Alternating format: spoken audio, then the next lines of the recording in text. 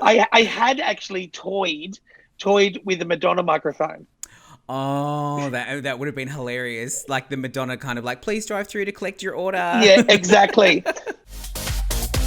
Welcome to Stand Original RuPaul's Drag Race Down Under the podcast. I'm your host, Justin Hill, and this is the podcast where we recap every episode of the biggest reality show in the world, the Stand Original series, RuPaul's Drag Race Down Under. Now, today I'm going to be recapping episode 6, and who else better to get to help me to do it than the one and only Maxi Shield? So, let's drive it up the guts. And joining me today is the one and only Maxi Shield. She's here. She's here. Oh, I know. I was hoping not to talk to you for another couple of weeks. God damn it. Oh, look, I've just been waiting this whole time to say this to you. Oh, not you, you dog. Not you. Well, that's what I actually said. Subtitles, different story. Oh, I'm going to have to go back and check that. I didn't realize. Well, I think, yeah. So the subtitles say that I dropped the C-bomb. And I didn't. I didn't at all. Imagine that. First queen on Drag Race Down Under to drop the C-bomb. And you're like, I didn't, I promise. I'll take the credit. I will take the credit. Absolutely. But I did say your dog. And it was actually put me on the back foot because I was the second in. I wanted to say, not you dogs. But it was art.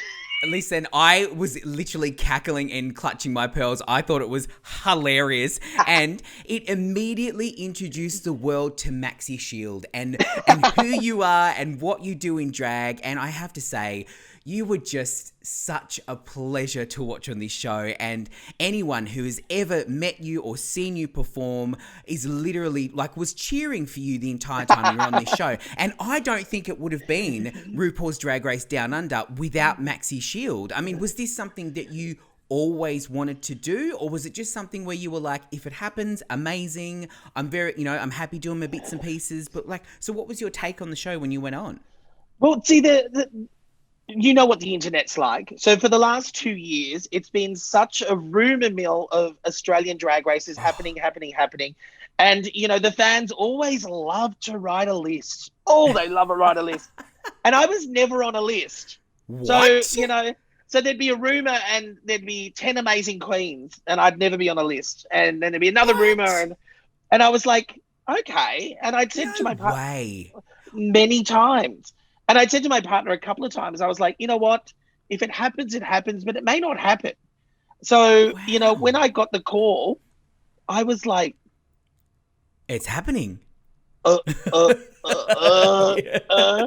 there was so much secrecy and what have you behind it. So, yeah. So it was good. My partner keeps me grounded, which is great. So does mine. I mean, God, they're a pillar of strength. And if you get too big for your boots, then they certainly bring you down, don't they? Straight down. Shut up. Them. Just shut up, do it. Yeah. Don't you know there are dishes to be done, you bitch? Yeah. Hey, thank you so much for joining me today. I am just, it's such a bittersweet moment because you know I love you and I think you're an amazing drag queen and I did not want to speak to you at all on this podcast. I was like, I want you to go through to the very end, but I'm very happy to sit down with you today. We're going to recap your episode of Drag Race Down Under.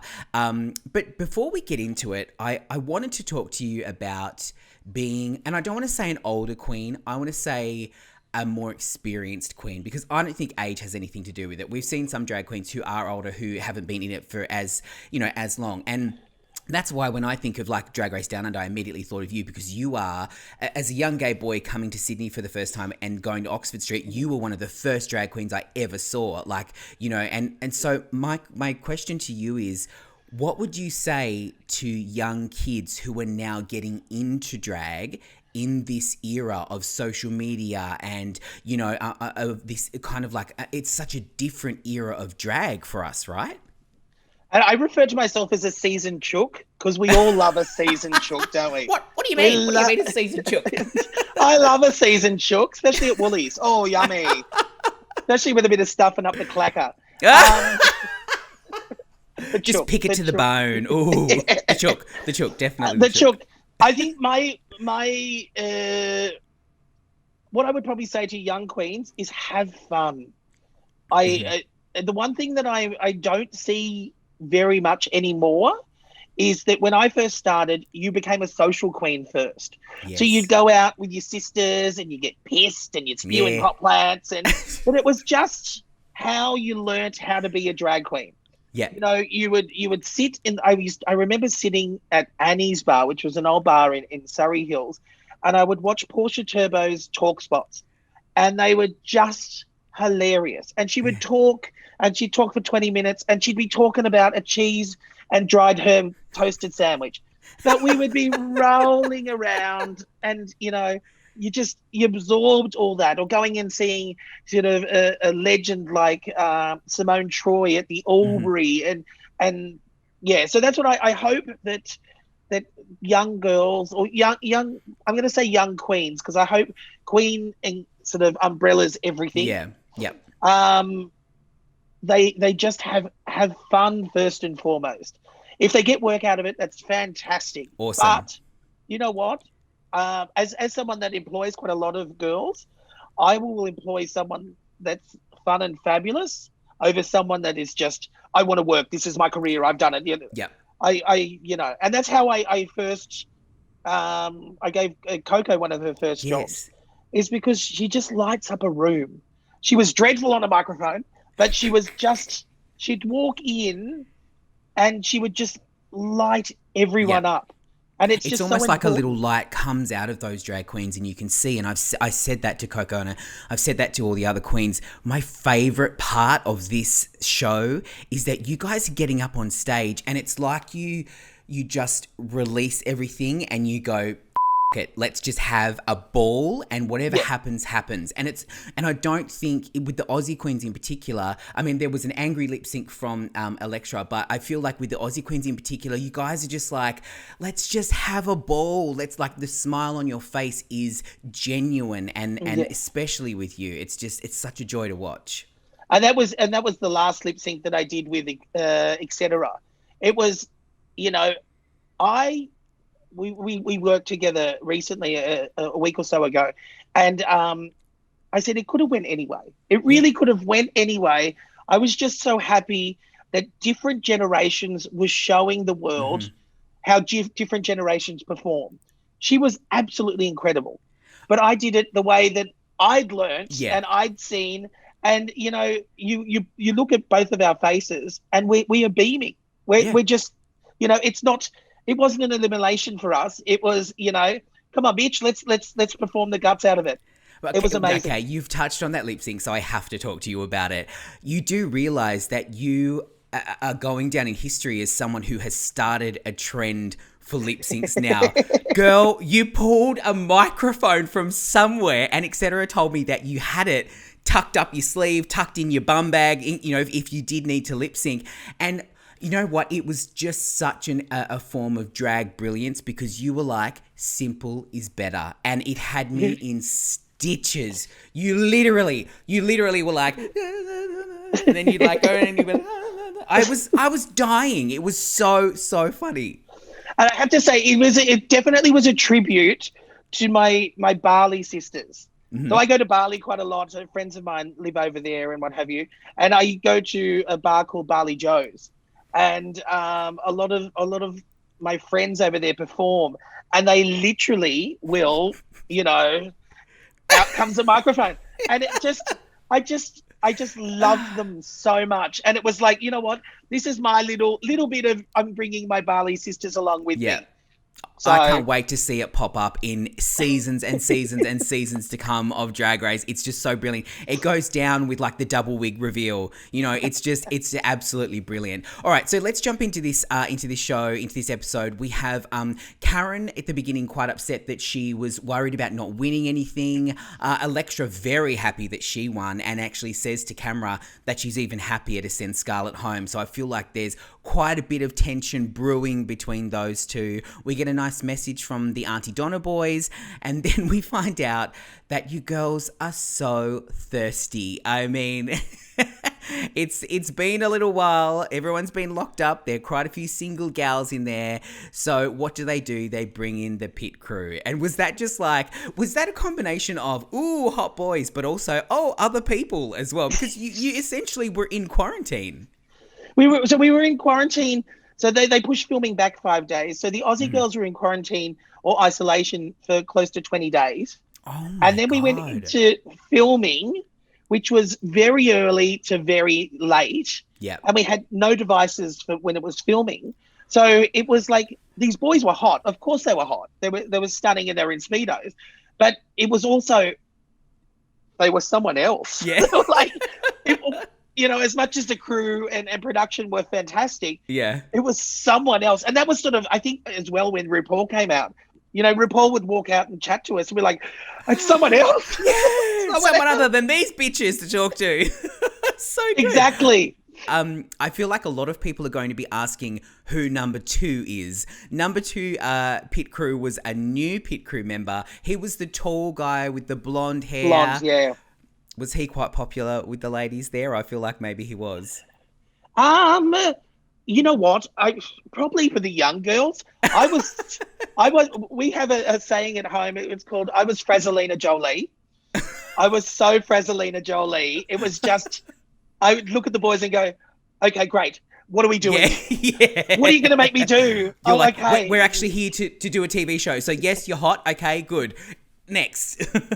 Well, Keita puts it perfectly. She says, we have a buffet of sausage, which is hilarious. And you do play with the boys, What You Packing Down Under. And I tell you what, lady, you know your marsupials.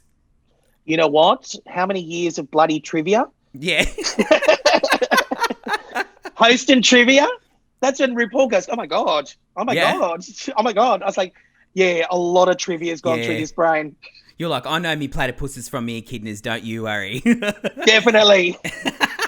Now, you did win that challenge. I mean, it's so fun to see you do something like that. And then we go on to see you do, like you get told you're doing a makeover, not just any makeover, you are making over the Falcons rugby team. Now, this was probably one of the best, challenges, like the fun you guys were having in the workroom with all of the queens, the moments you were having. I know, you with your rugby player with his beard and the symbolism of removing that. And it was just so great to watch that you were all just mucking around and being fun. Is that what it was like when you were in the workroom? Was it ever tense, or was it just like that the whole way through?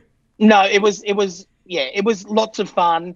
The beard was a huge thing. I do understand. Massive. Sort of being a plus size person, when you find your tribe, and it could be as simple as a beard, it is really important because, sometimes you're walking around for years lost. Mm-hmm. And the gay community, as much as we say that we're all community and we embrace everyone, it's cold sometimes. Absolutely. So to find that tribe, in the bears and the beard, I really did leave it up to Dan to shave his beard. And as I said, I don't know if it made it onto the cut. If you would have kept the beard, you would have got the most glittery, flowery beard under the sun. Absolutely. I was ready for you. I was like, I would love to see him remove his beard, but I was like, do you know what? I feel like if he doesn't, that's fine because it is 12 years of a beard. But I knew that you would braid that thing. You'd have shit hanging off it. Yeah. It would have had its own boob. It would have had its own breastplate hanging off it. Exactly. It's so good. I mean, it was just beautiful to see. And tell me if I'm wrong. Did you ever play with the Sydney Convicts? No, I was their mascot. I knew you had something to do with them. So for those people listening from other countries, the Sydney Convicts are our gay rugby team. So you were their mascot. That's so I great. was their drag scot. So I got to tour with them. I went to Manchester and Dublin. Wow. And every time I tour with them, their A division and their B division win first prize. FYI. Just FYI. See, she's a lucky gal. Lucky charm. That's what you call it. It was great. It was so working with the Falcons. I was sort of said, I've worked with the Convicts before. and they're going to be so jealous you're doing this. Oh, could you imagine? I think the convicts would just give an arm and a leg to be on Drag Race and be one of your drag daughters. They would love it. They would really, really love it. So, yeah, that was lots of fun. Ah, so good. And, speaking of having a ball backstage, let's talk about your breastplate. It is something that you are so well known for. And there was a criticism in when you were in the final two about, Rue would have liked to have seen Dan in the breastplate. But here's what I thought. I was like, I feel like you are giving us versatility. You are showing that, yes, you are a booby queen, and yes, it's part of your look, but you can also do it without. Is that kind of how you approached it? Because you didn't wear your breastplate in every single outfit. No. Well, that was the one thing that I went into it when I was sort of trying to prepare, is that I didn't want to wear the breastplate all the time. Only because a lot of times they do pull you up on doing the same thing. Of course. And if you're going to be on an international stage, one would hope that you could do everything. Yeah. And that was the one thing that I was like, okay, you know what? I'm going to show that I can do this. I can do that. I still had big boobs. Yeah. Because, you know what? You still had that silhouette. Yeah. Big bum, big boobs. It's not a bad thing, you know? No. So I still sort of celebrated, big bum, big boobs. But yeah, I just... Are they heavy? Dan, yeah, they're very heavy. How much do you reckon they weigh? This is 2.5 kilos. Oh. But the ones that I wore for my Bogan prom are close to 5 kilos. I know. Why? Are they just made out of like a different material? A different distributor. Have you ever, this is such a weird question. Have you ever gotten them sized? Do they come in a traditional boob size, like a bra size, or are they just medium, large, extra large? Well, they're G for jugs. J for jugs? J for jugs, sorry, yeah. That's it. J for jugs. G's too small. Oh, yeah. But oh my God. The heavy ones, I call them my laying down tits. What, because they make you lay down, or you have to wear them laying down? Yeah, they're different type of movie. So good. So we go through, and I mean, the looks that you put together are absolutely amazing. Your outfits were just stunning. I mean, the colors that you picked. I love how creative you were with the hair. What was that even made out of? Is it like silicone lycra, or something? Yeah. The hair. Just lycra, yeah. What? That's so crazy. It looked like it was some kind of silicone pieces or something like that hanging from your heads. You had that outfit ready to go, didn't you? And you knew that by picking Dan, he would fit into that outfit, and then you were like, well, that's that bit done, right? Yeah. So basically that was my strategy. RuPaul was asking, were you strategic with these other bitches? Yeah. And I wasn't really. I was strategic for me.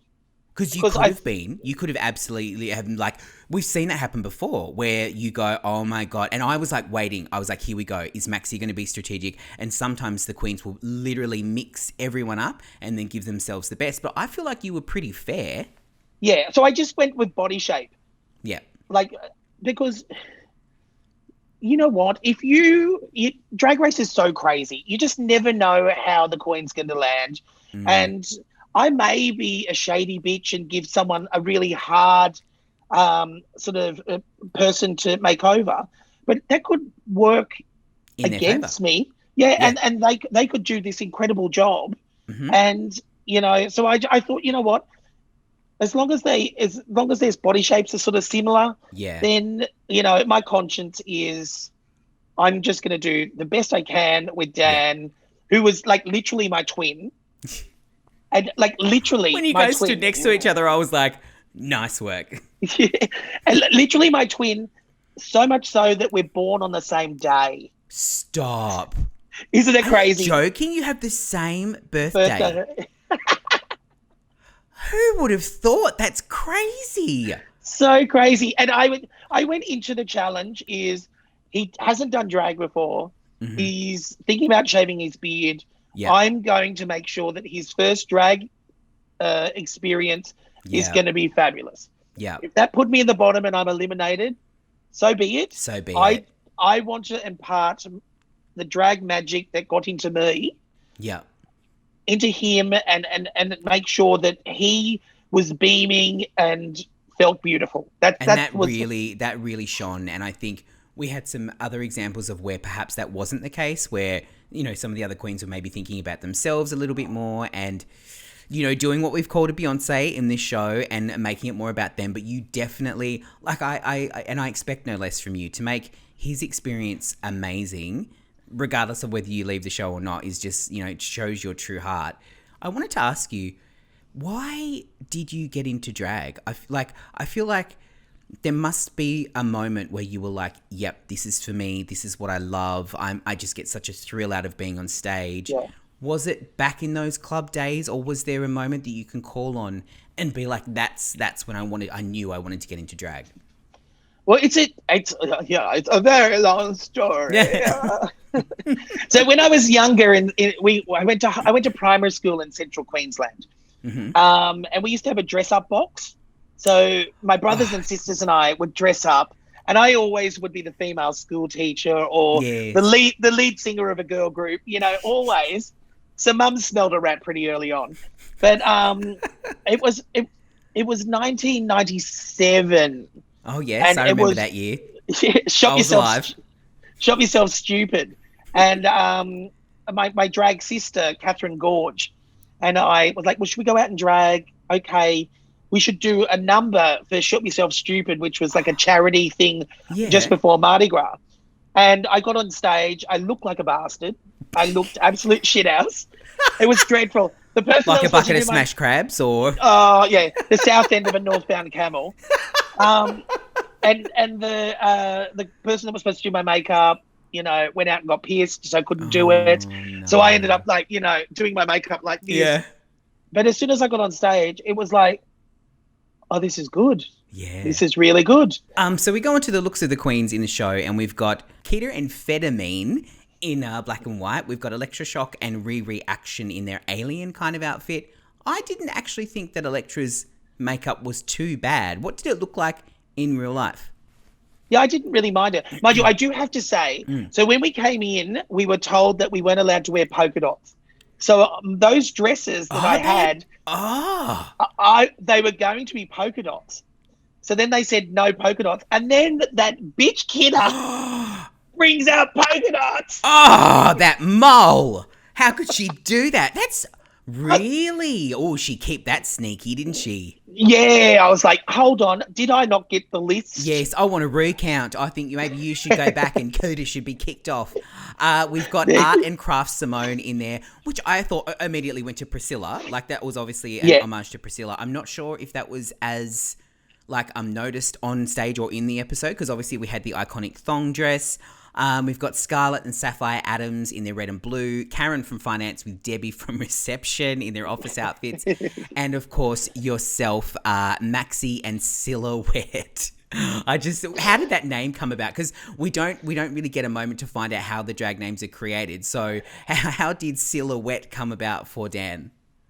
Well, Dan used to go to barbecues in like dresses and wigs and sort of thing, you know, just as a campness on Sundays.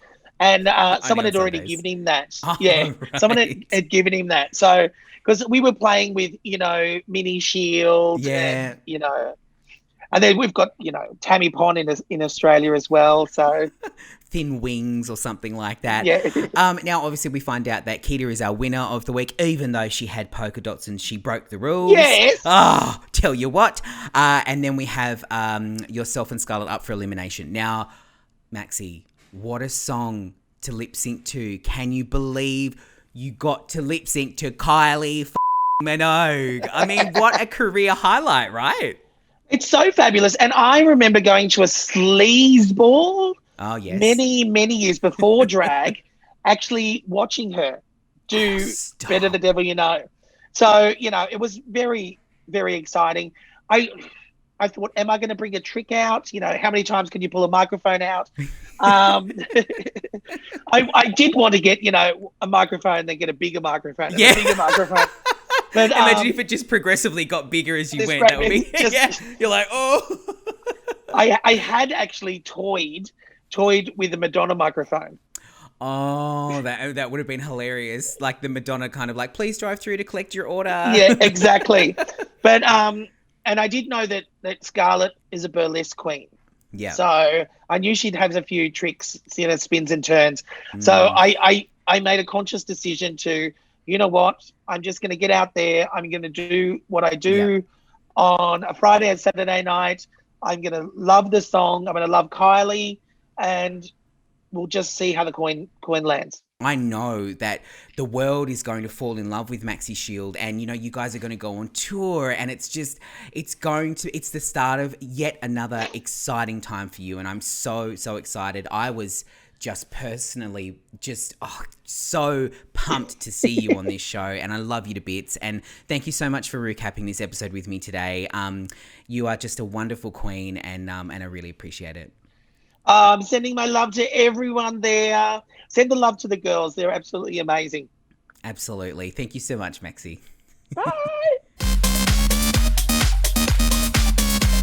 Welcome to the most controversial part of the podcast, where we are completely unqualified to judge drag queens on their makeup or on their looks or anything like that. But we all do sit at home watching this show doing exactly that. I would have done this. I would have done the eye like that. Poor Electra has copped it a few times. But each week we do hand out the award for the Beat of the Week to the drag queen who has done the best makeup. Like I said, completely unqualified, but it's just for fun. So let's get into this week's Beat of the Week. Beat of the Week. This week, it has to go to our queen who won the challenge, Ketamine. I mean, her makeup was just fantastic. This was the perfect challenge to figure out who is an amazing makeup artist. I mean, you saw Art Simone. She was, so confident that she did her own makeup first and then was doing her rugby players. But Keita in particular did a great job to recreate her own look on someone else's face. Now, anyone out there who has done makeup before would know that's incredibly difficult. You're looking at someone who has a completely different face to you. Those queens are used to drawing their own face on. So, Ketamine, you did a fantastic job this week. Congratulations, you are our Beat of the Week. Welcome to the inspirational part of the podcast. I'm so glad that you guys are loving this, loving the word of Ru. Each week we do find an inspirational quote from Mama Ru because she is the most inspirational person that we know. We sit down and share it with each other and it gives us warm fuzzies. So this week's word of Ru is, the gift you can give to other people is allowing them to give you something. I really like that idea. I'd like some money if anyone would like to give me some. Well, that is it for another episode. Thank you so much for recapping episode 6. So sad to see Maxi Shield go home. She was absolutely one of my favorites, one of the best drag queens that we've seen on Drag Race Down Under. So a big thank you to Maxi for helping me recap the episode today. And don't forget, you guys can subscribe to the podcast and follow me on Instagram at @just_hill and send me your DMs and tell me what you're loving and what you're hating, what you think is going to happen next. So much to talk about this show, and I love talking about it. So shoot me a DM so we can chat. We'll be here the same time, same place next week with more of a recap of the next episode. And don't forget, you can catch a new episode of the Stan original series RuPaul's Drag Race Down Under only on Stan.